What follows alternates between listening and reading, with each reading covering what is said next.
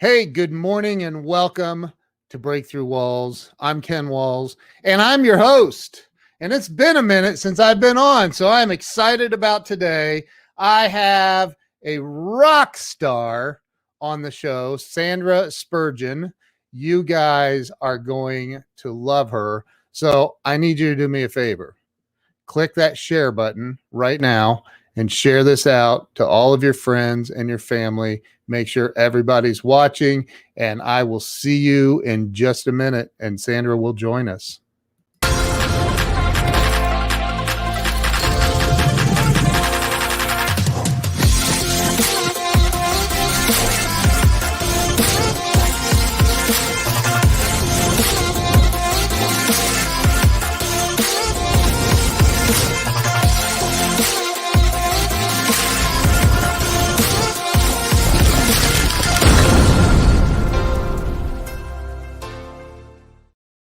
All right, here we go. Let me bring Sandra on.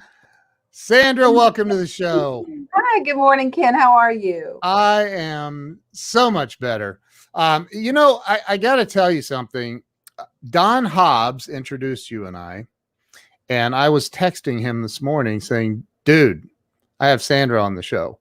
And so I am so grateful he introduced us.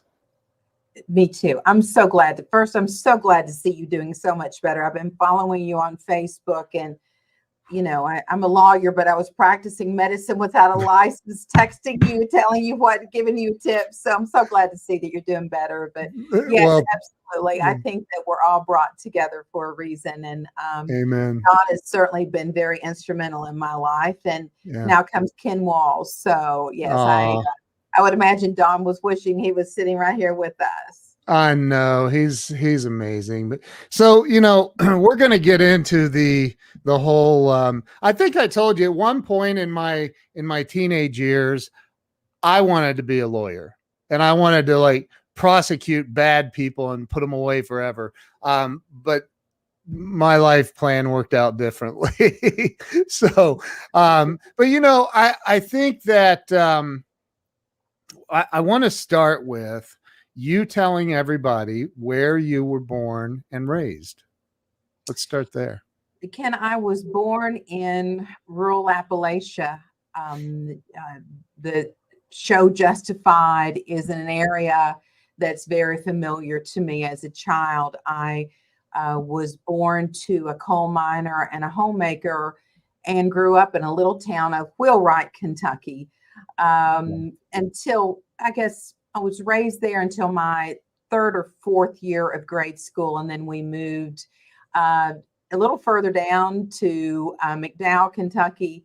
And then when my parents, when I was in seventh grade, we moved to Johnson County and Painesville. But I am a true Appalachian, as you can probably tell from this accent. I'm a true Appalachian girl.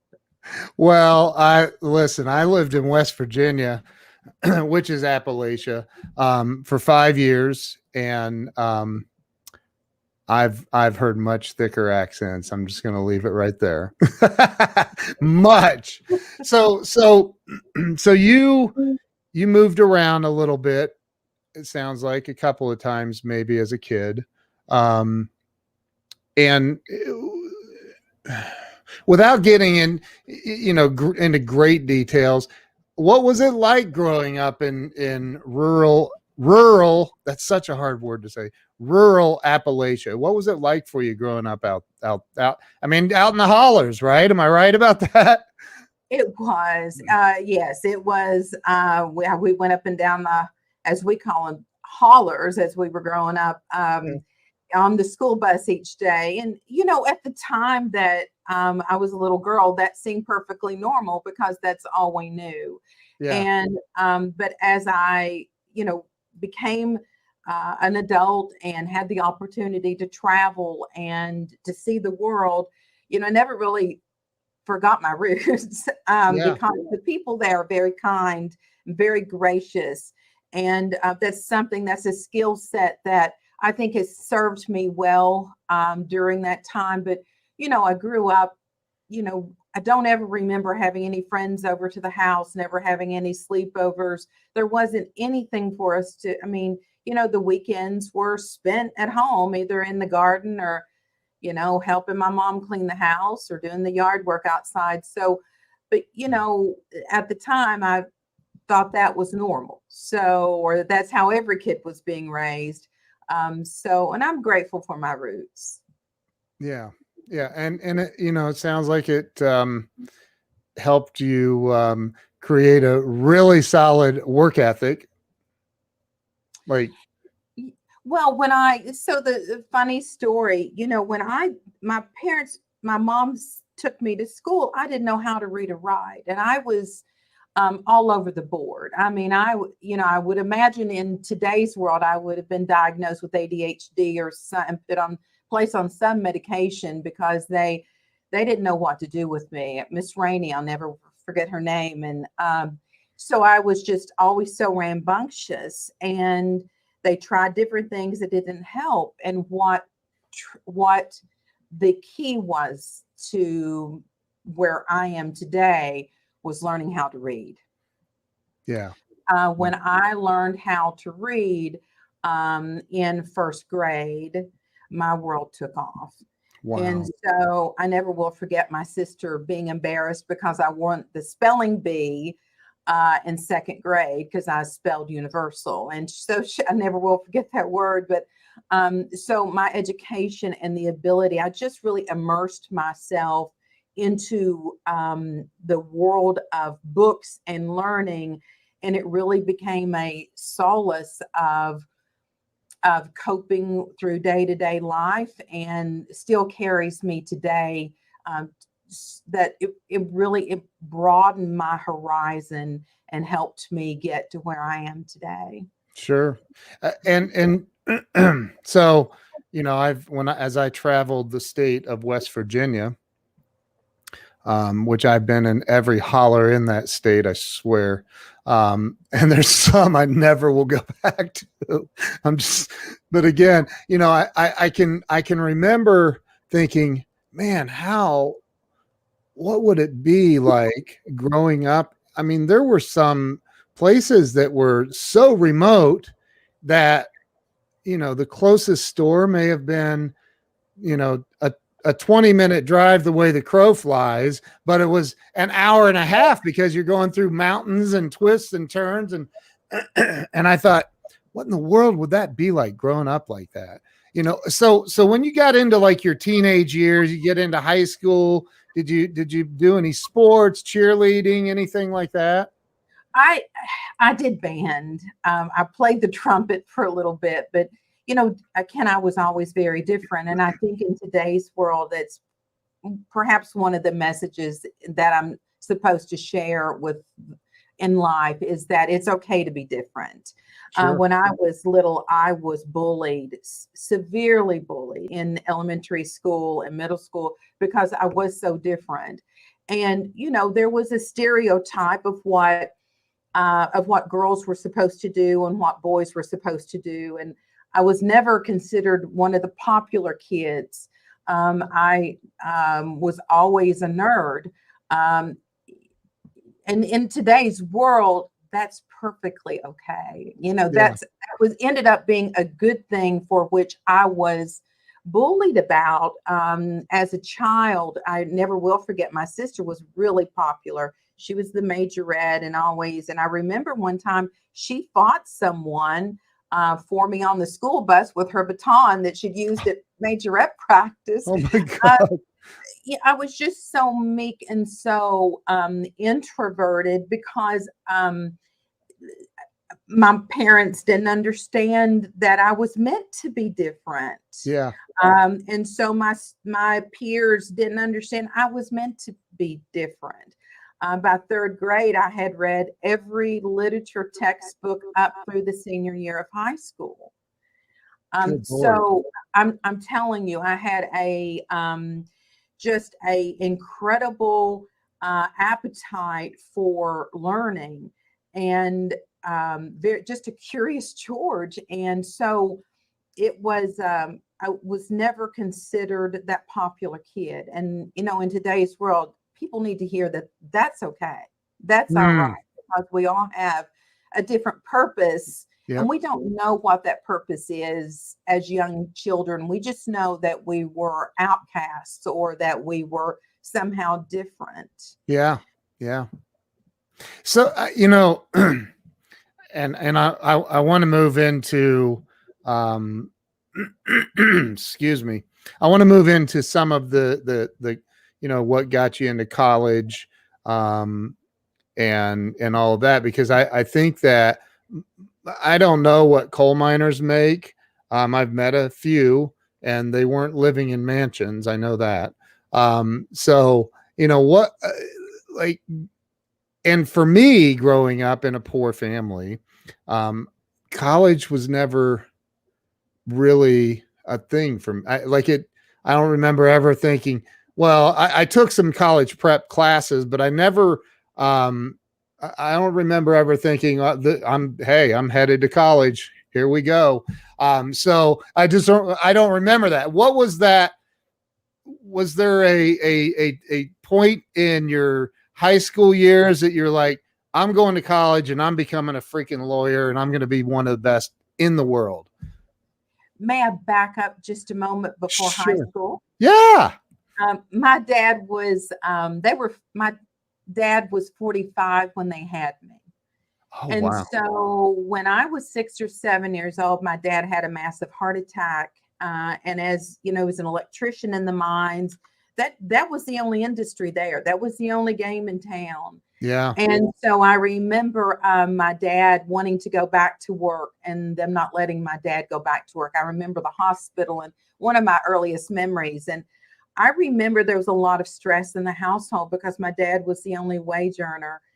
And my dad went to, I'd love to take a ride, go anywhere. And we hopped in his pickup truck and we went to this man's office. And my dad was very private. One of the cultures in Eastern Kentucky is that what happens in the family stays in the family, doesn't get discussed.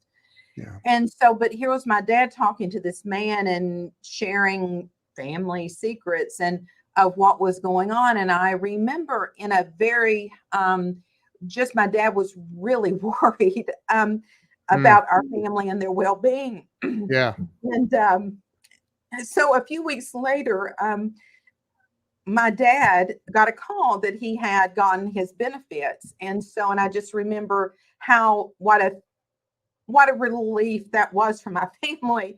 Yeah. And so as we were leaving this man's office, he was a big, tall guy, never will forget. And he said, "What do you want to be when you grow up?"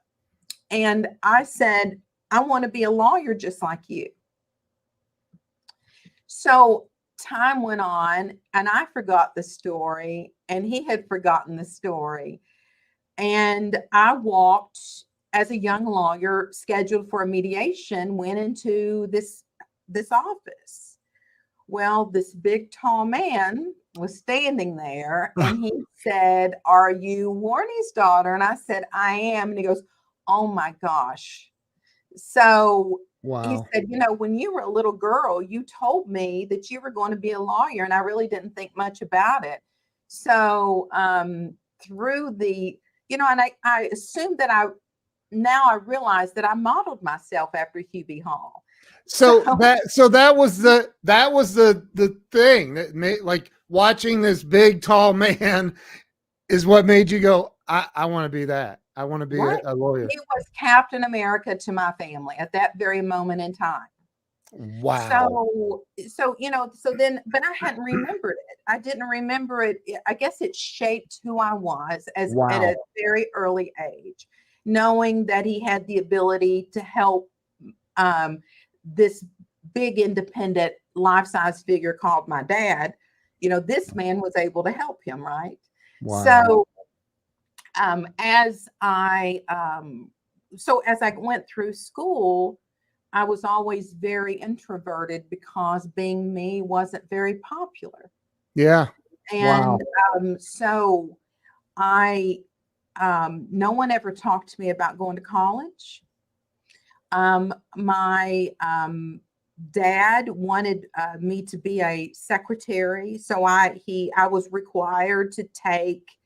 I took Greg shorthand. I took typing. I took every business class. I even took home ec. I thought I was going to fail home ec. And, so they said one day, bring 6 number 2 sharpened pencils. You're going to take a test tomorrow. And I thought, what kind of test? So it was called the ACT. I had no idea before I sat down. So I took this test, and the score came back, and the guidance counselor called me into her office and said, "What are you going to do?" And I said, "Well, I guess I'm going to be a legal secretary." And that was that. Wow. So after I graduated, and this summer, right after graduation, I was trying to figure out what I was going to do. And my sister said, "Sis, why don't you go to the community college and just take some classes?" Worked at a pharmacy. I'd always worked 2 and 3 jobs all through high school, 3 jobs in my senior year, to help, so I could have spending money. Yeah. When there was somewhere to go to spend it. And right. So I went to that summer, I went to college, and I took like American history, a very limited curriculum at this little community college. And there was a professor that, I don't know, he was giving his dissertation, he's giving it an overview about something, and he called on me, and I gave him my opinion. And he said, "Who are you?" And I thought, oh my gosh, my secret is out. I'm not good enough to be here. He said, "What's your name?" And I told him, and he said, "I want to see you after class." And I thought, he's going to tell me that I don't fit here. Wow. So Bob McInich, the first college professor, took me in his office, and he said, "Who are you?" And I told him again my name, and he goes, "No, but where are you going? What are you doing? Why are you here?" And so I thought at first I was having to explain myself, that I could make the grade. I was going to be okay. I wasn't going to flunk, and I would try real hard, right? Yeah. And he said, "You don't belong here. You need to get out of here." And I said, "Like where?" And he said, "You need to be at a university." And I said, "I can't. My dad won't let me leave home, and I don't have the money." And I said, "My dad said I couldn't go." Like 2 or 3 days later, I came back, and I said, "My dad said I can't go until I take every class at the community college that they have to offer." And he said, "Well, and how old were you?" 17. Okay. So he said, "We'll fix that." And he goes, "How many classes do you think you can take?" I'm like, "I don't know." And he goes, "Well, they're real easy here." And I'm like, "Well, I don't know. Load me up." So I took 27 hours the first semester, 28 hours the second semester. And are you serious? I went back to my dad, and he goes, "You're not going anywhere." And I said, "I have to, Dad. There's not any more classes I can take here." So what did he say?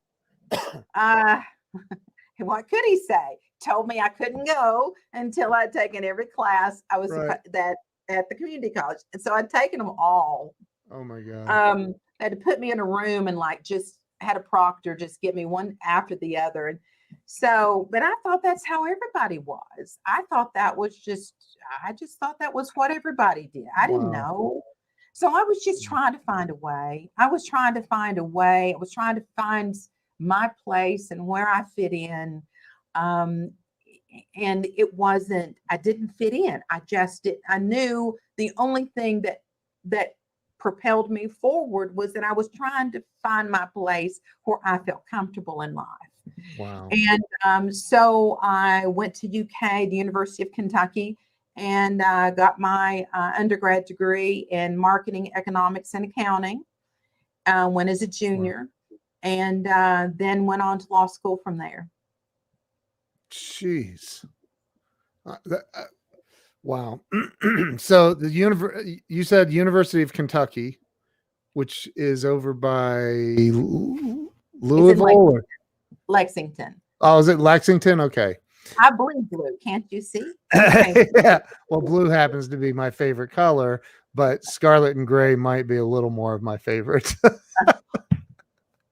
No. I live here. It's illegal. Like they literally, if you get pulled over and they find out you're not a Buckeye fan, they will write you a ticket. Okay. I'm kidding. I made that up. So, I've but been there. It is a huge campus. Huge. yeah. Oh, it's the large, and I think it's the largest in the United. Well, I know it was. I don't know if it still is, but anyway. So, I think that. And where did you go to law school? I went to Salmon P. Chase College of Law. When I graduated from undergrad, I had applied to different law schools, and I got a call from the dean at Chase, and he asked me to come and have lunch with him. And I went up, and some of the things that maybe would have handled a little bit differently now, but at the time it seemed like the right thing to do. And we had lunch, and he said, we like your GPA and we would like for you to come here. What's it going to take? And I said, sir, I have no money. I don't have parents that have the money to send me. And I hear law school's really hard. I don't know that I'm going to be able to work. I've been working 2 and 3 jobs since I've been, a sophomore in high school. That's and incredible. I don't know I'll be able to do it. But so I need a scholarship. And he said, okay. And I said, no, I need you to hear me. I need a scholarship. And he said, okay. And I said, I need room and board. I need tuition. I need a living. I have to have that kind of support. And he said, do one thing. I said, yes. He said, make me proud. And I said, yes, sir, I will.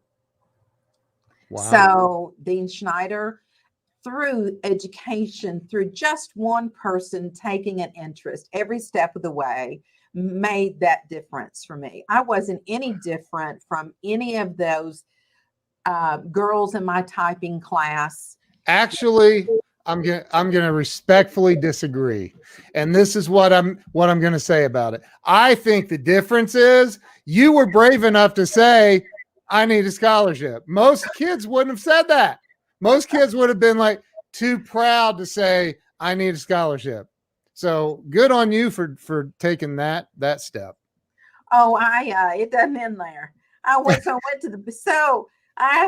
talked to my mom and dad. My dad said women are not supposed to be lawyers.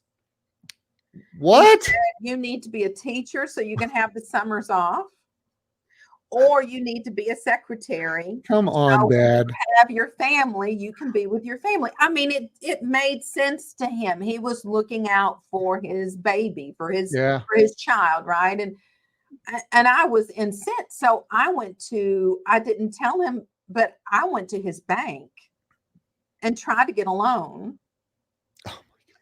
And I never will forget I kept sitting there, and the loan officer came out, and I said, what's taking so long? And about that time here, my dad came through the door and said, what do you think you're doing? And I said, Dad, if you're not going to help me, I'm going to get a loan to go to school because I'm going to law school.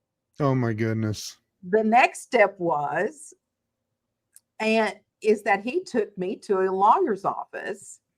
He had talked to this lawyer and asked him to tell me that law school was not for women. Wow. That it would be too hard. And so he didn't realize that everything he did was just making me more determined to go. Yeah. So I was at this lawyer's office, and I felt so bad for him because the lawyer. Yes, he was supposed to be like killing my dream, right? And he couldn't do it. He could not do it. Oh my God, that's awesome. So, again, after graduating from law school, several years later, I was this lawyer that I had spoken with that didn't kill my dream was now a judge. Oh no. And I was trying a case in front of him. Oh my gosh. Yeah. And he said, I was finishing up a closing argument, and he said, Miss Spurgeon, you have a visitor in the back of the courtroom. and it was my dad. Yeah. Wow. So he came up front and he said, after the jury was out deliberating, and I thought it was going to be that moment, right? I thought it was that moment where he was going to say, you were smart enough, you were brave enough, I'm proud. He said, well, baby, you did a pretty good job. But next time, I think you need to try to go at it this way or this angle.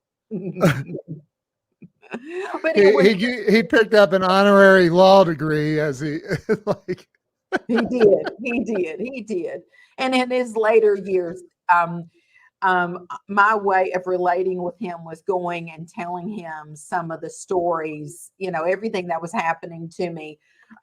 Was like a little pioneer in the world in my family, because I was the first one with an advanced degree in my entire family on both sides. Wow. And so it was look at what Jay Fox said. I did plenty of times. I know. He's saying what your dad said. Yeah, he's saying what your dad said. It's better than him saying, at least you didn't screw up. Right. That's so funny.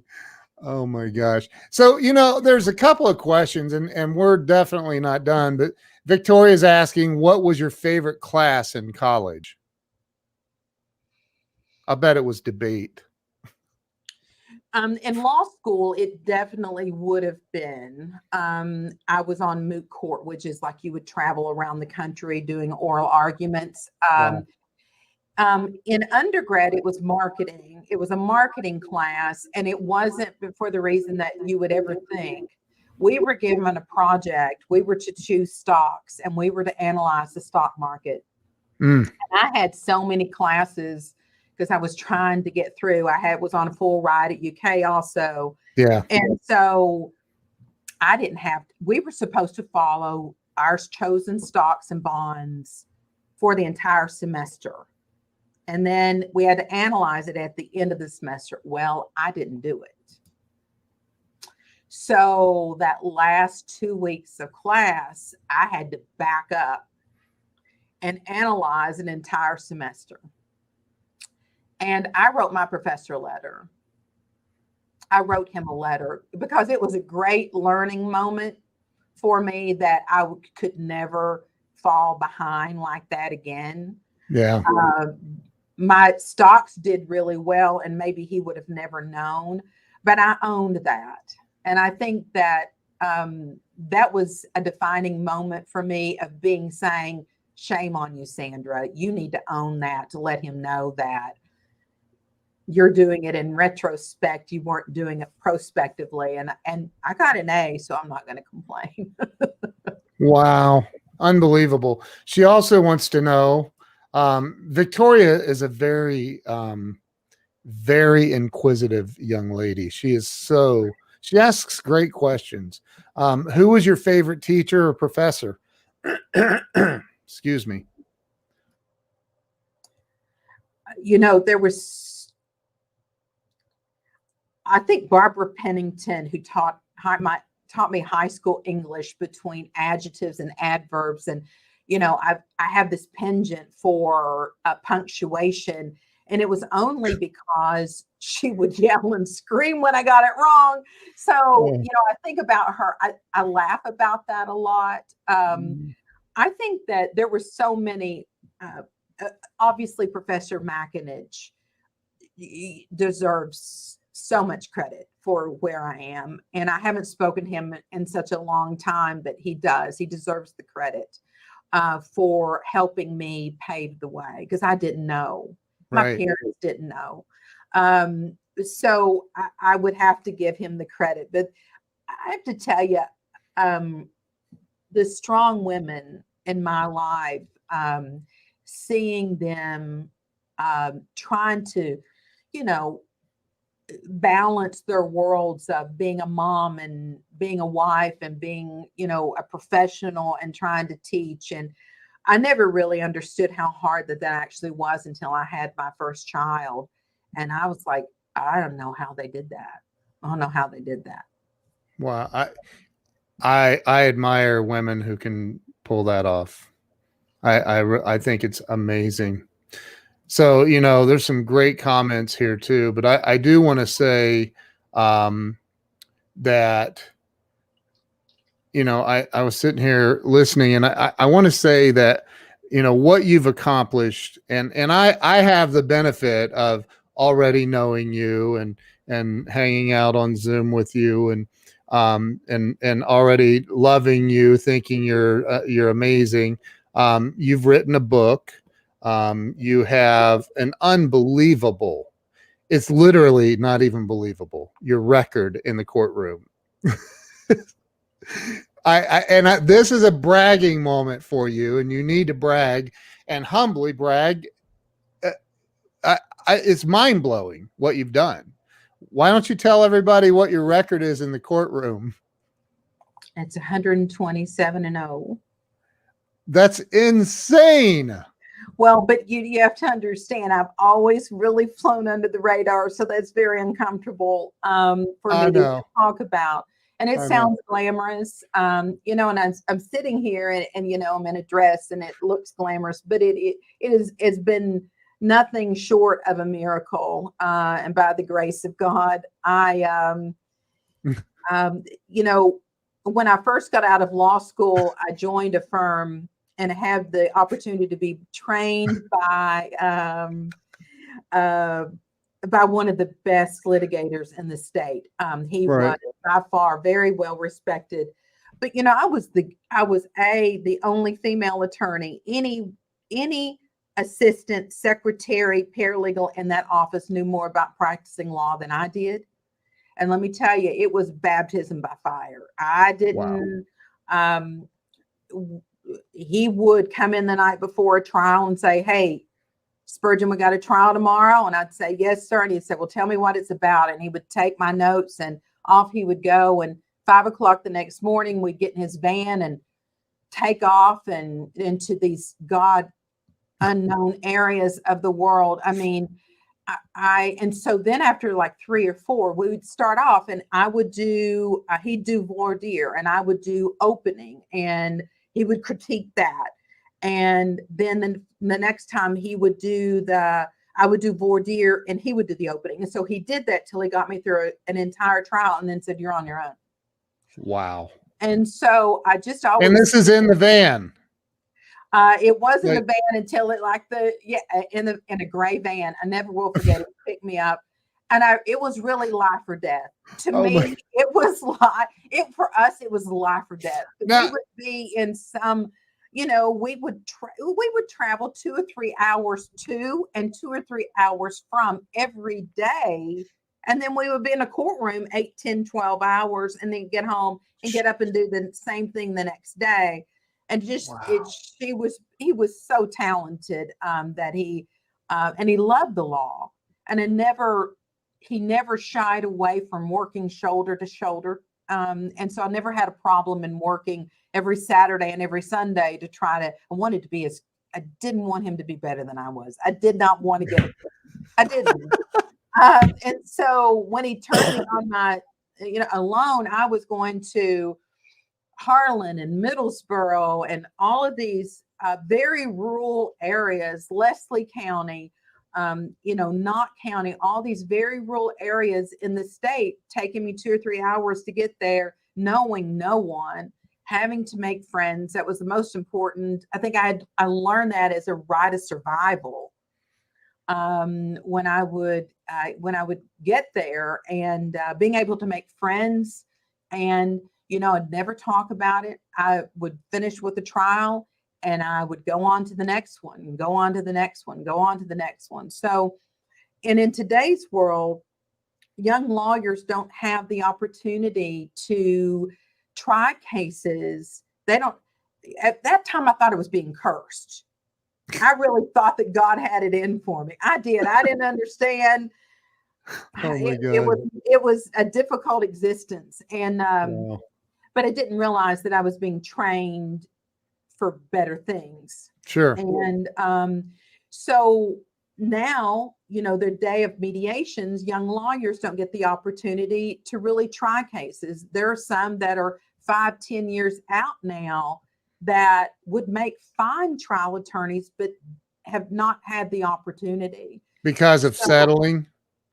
Yes, mediation, as the world of mediation takes the risk out for both sides.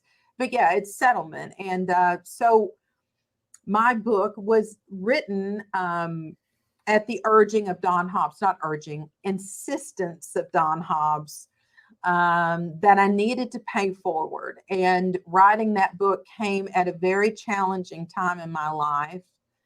And so he was teaching me the gratefulness and paying forward.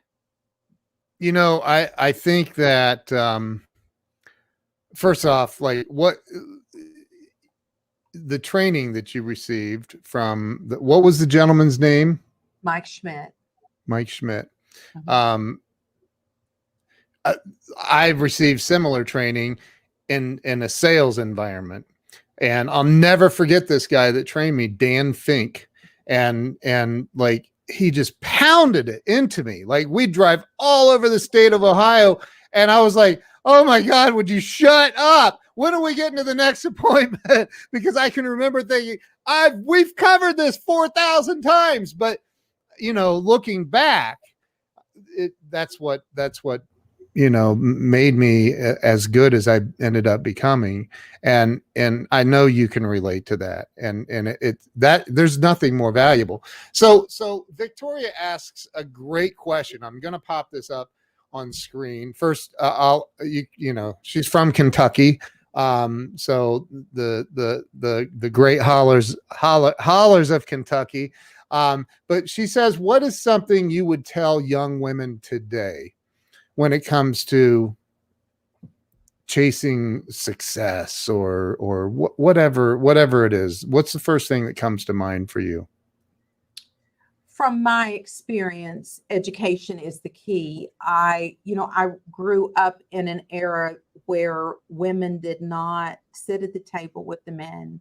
Whoa. And I always remember that I would say to my senior attorney all the time, why doesn't anybody respect me?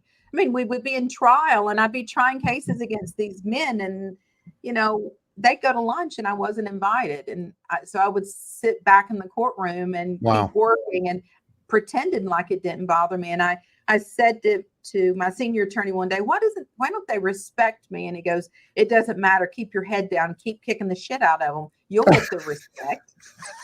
Sorry, I hope I said that on there. And you're like, so. And I thought, you know what? I put my head down and I kept going. And I think what I would say to young women is that there are no shortcuts. If you looked at my life before we came on the air this morning, my life is just like everybody else's. I was having computer issues. I, was trying to get out the door. The dog ran outside after me and I was trying to get in the car. And, so my life is just like everybody else's. And so there are no shortcuts. And we live in a world where I have a young daughter that just graduated from law school, and she's trying to find her way. And, it took me until 2017 to realize I had no work-life balance. My life was all work. I was so busy with my head in the trenches, down in the trenches, looking down, that I didn't look up. And so I think that it's very important for young women, get your education while you're early, if you can. Get your education before you have your children, if you can, so that you have that opportunity when your children are born, that you can spend time with them and you're not in that climbing up that hill as much as I was. And I remember in 2017, starting as my life transformed in 2017, you would not have heard me being this open or having this discussion before 2017. You just wouldn't. And I think it's important for people to understand that life isn't always pretty and life can get messy at times. But when you find your purpose, your purpose gives you meaning. And so, I'm still crafting the mind of my young daughter. And a few years ago, and I was saying, I was trying to talk to her about, because she's hard charging, trying to be just like mom. And, and I was saying, you need to make sure that you try to have a work-life balance. Very important to work hard, but you also need to be happy. And what does that mean to you?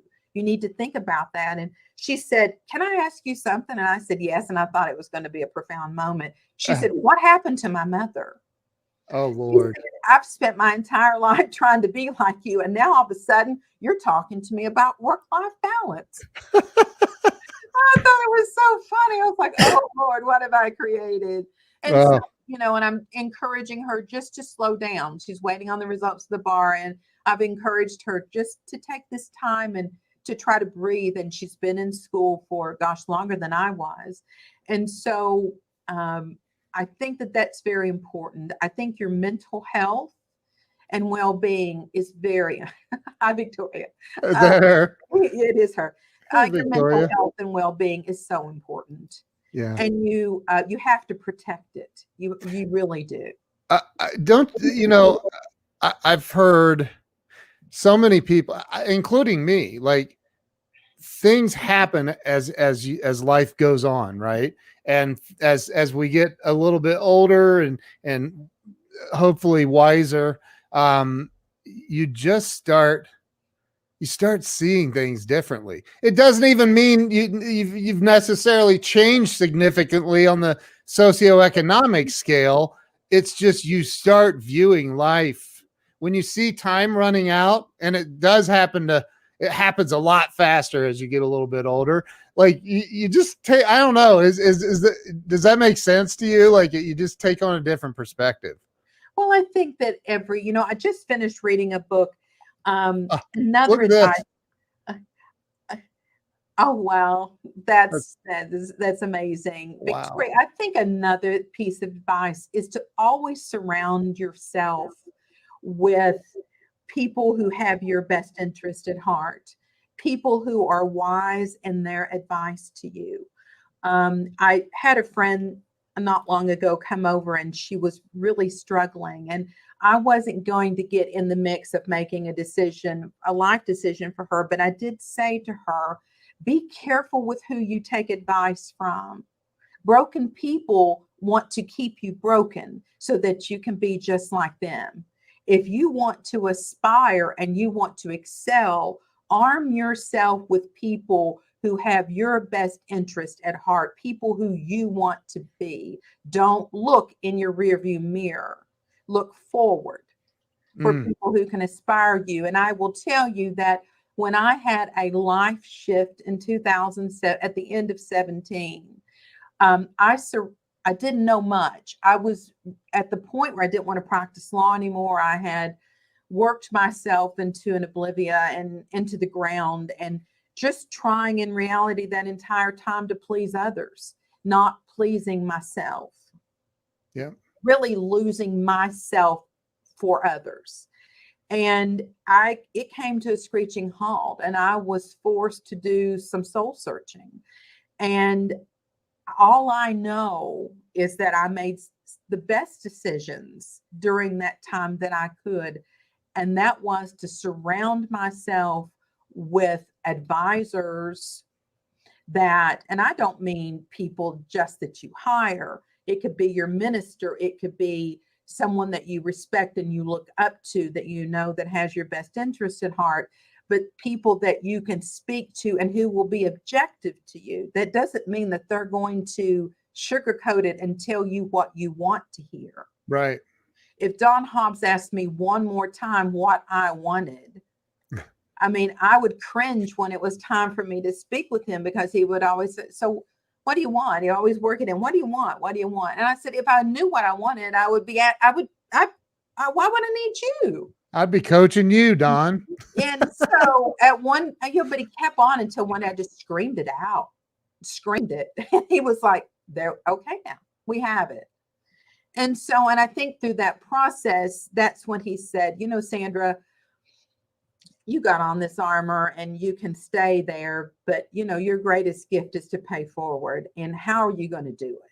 And I said, what am I going to share with other people? Who wants to hear my story, right? Who wants to do it? And he said, well, what can you do? And I said, I could write a book. And he said, okay, we're going to write a book. And I said, when? He goes, now. I'm like, well, I got to think about it. And he's like, no, there's no thinking. You're going to write a book. And he put me in touch with people, and in very short order, I had written and published a book. And it was very cathartic for me, because the one thing I had fallen out of love with, I fell back into love. But at this point in my life, I do it for me. Okay, so somebody asked a little earlier, and I don't know that I could answer this.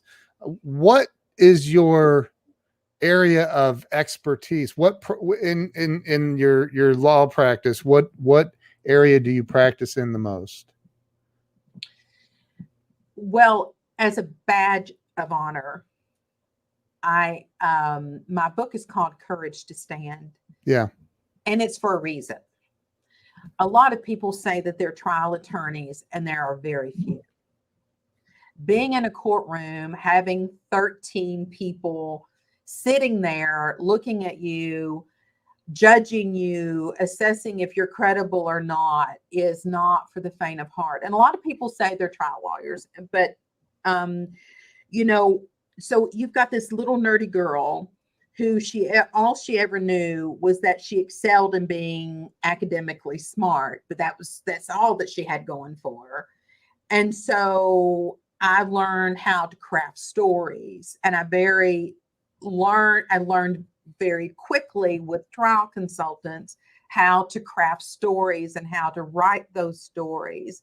So Courage to Stand means a lot of different things. It means that I have the courage as a young lawyer to go into the courtroom and stand when I didn't think I could do it.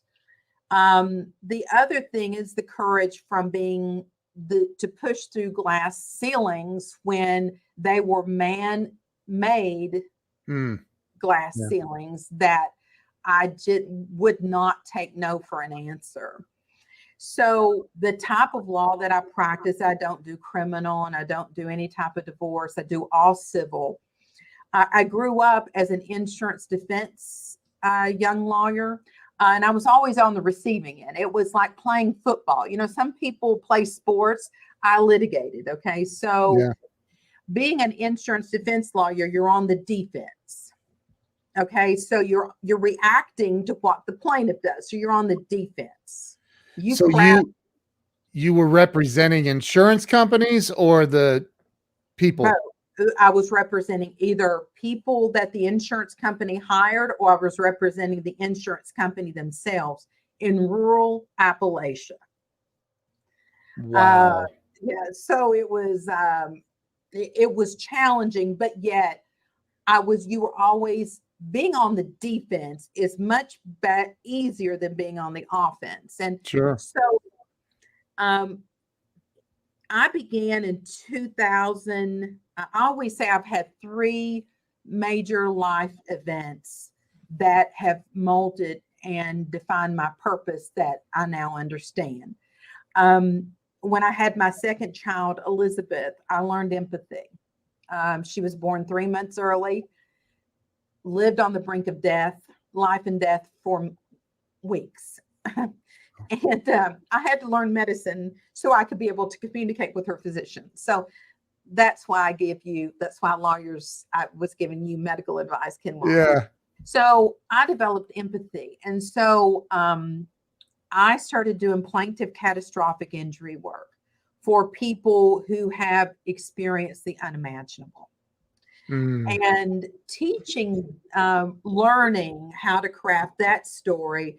I remember, so whether it be products liability, whether it be medical malpractice, whether it be a commercial loss, for folks, individuals that have suffered the unimaginable, whether it be loss of limb, loss of life, economic, or facing financial disaster, that's what I call catastrophic injury, because those are life events that I can't replace what has happened and I can't take away what has happened, but they hire someone to try to right that wrong from a financial standpoint, to try to get them back to even, right? Wow. So, and really that has been by far the most rewarding part of my career, is helping those people first to understand. They come in and they're so aggrieved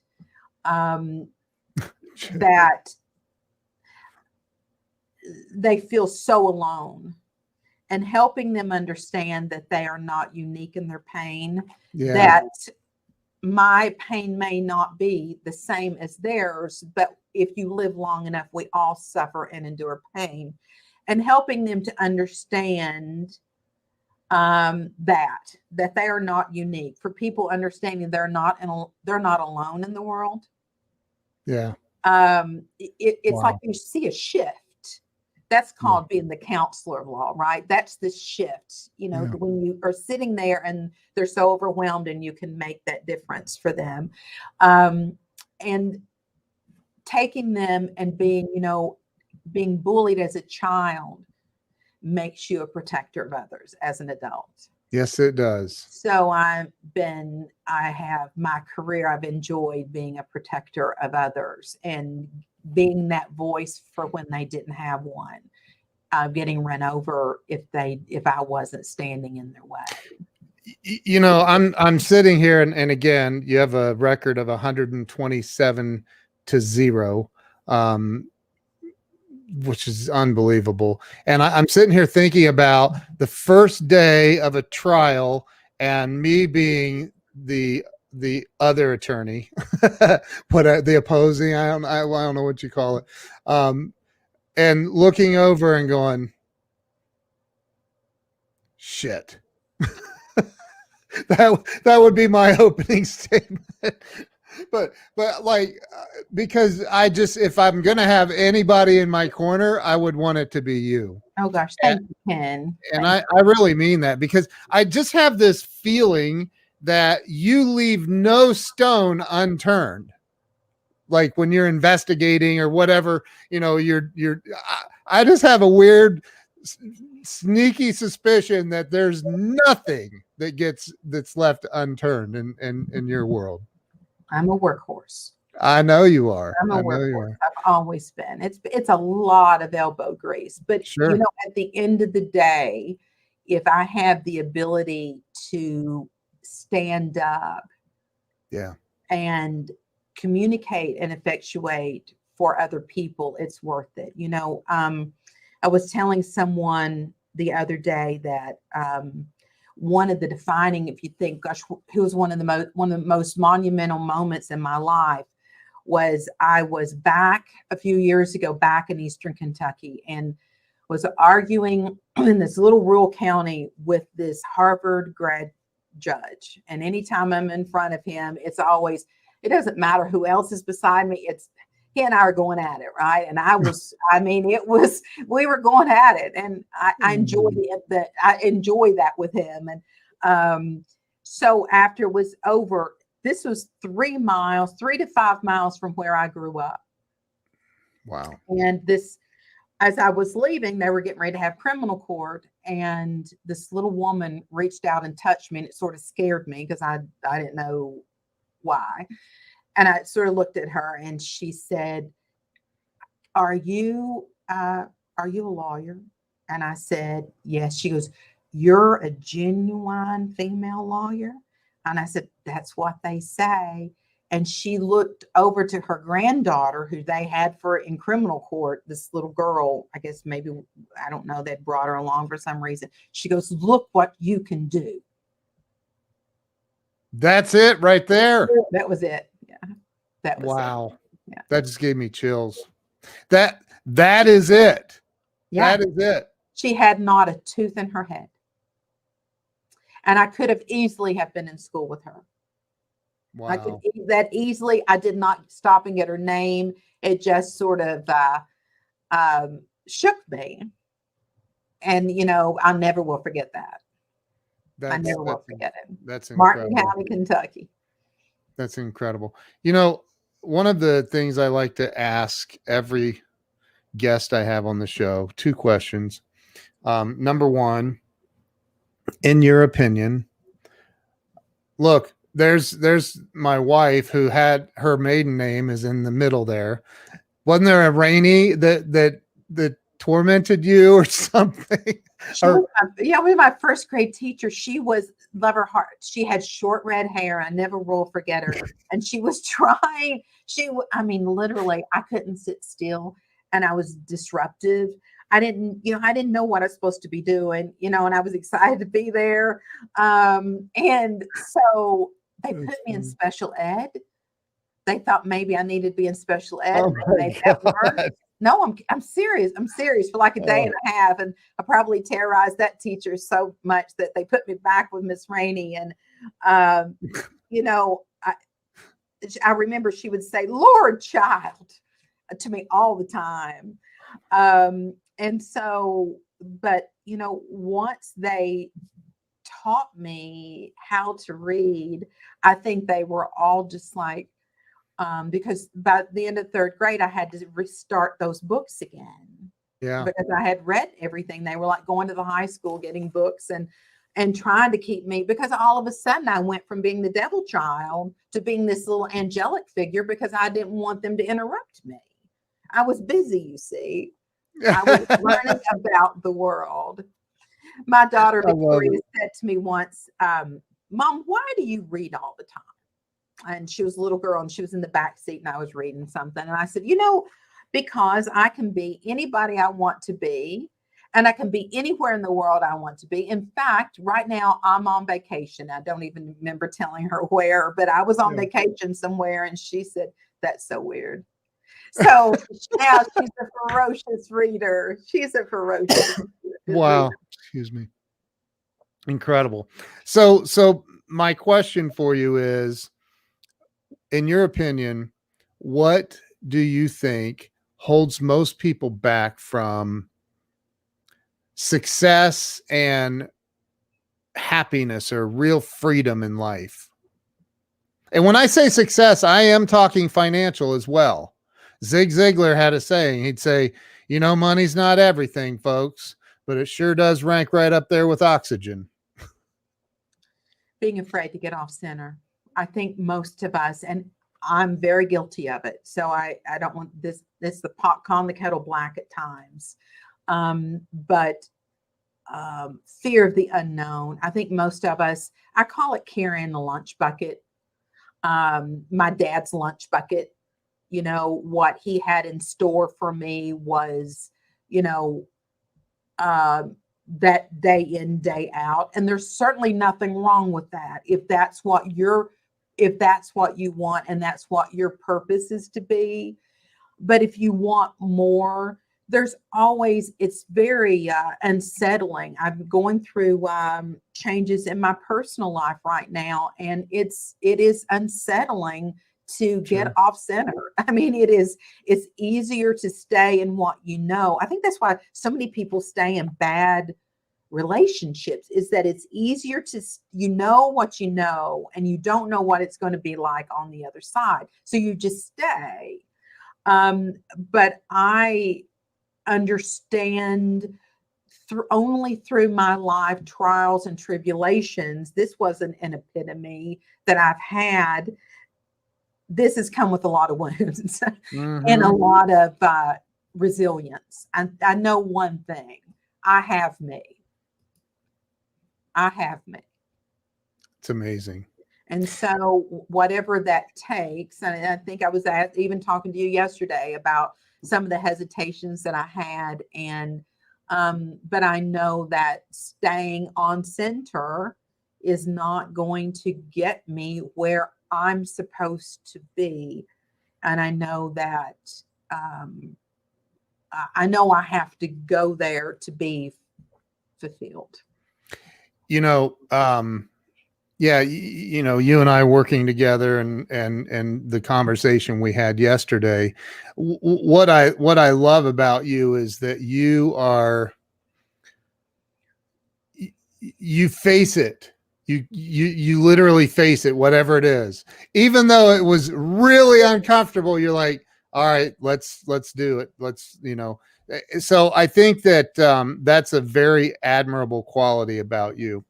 My second question, and this will be my last question, more than likely, about, I don't know, 11 or 12 years ago, my wife and I opened our very first office together, and we had a handful of employees, 4 or 5.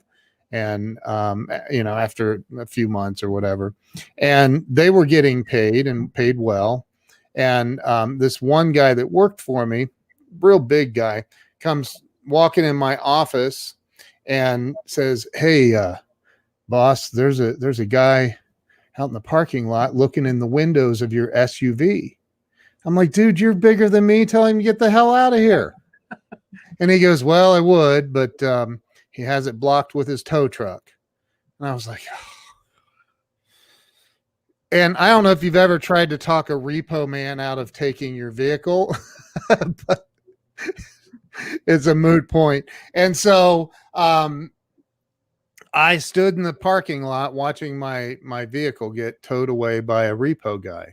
And I can remember feeling in front of my employees, by the way, that builds so much confidence in them. And so I can remember thinking, this is the worst moment and day of my life. And I thought for a minute, I understand why people, take their own lives because of the emotional pain. And the last year and a half or so has been crazy for a lot of people. And so my question is, what would you say to somebody that they feel like they've done everything? They feel like they've tried everything, and maybe they're hanging on by just a little tiny thread. What would you say to them to help them get right here so they can get over that hump and move on with their lives and create something? Well, I think it's an interesting point.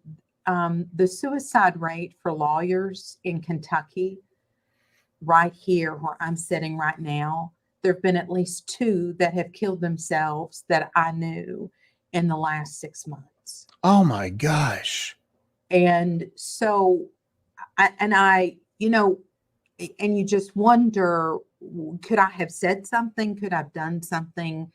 And I think maybe that's part of the reason I'm speaking out, not because of them, but because I don't know how parents have done it the last year and trying to work from home and try to educate their children. And I just, my hat's off to them. And, but everything is situational. Yeah. Everything is situational. And I think you have to be dedicated to your purpose.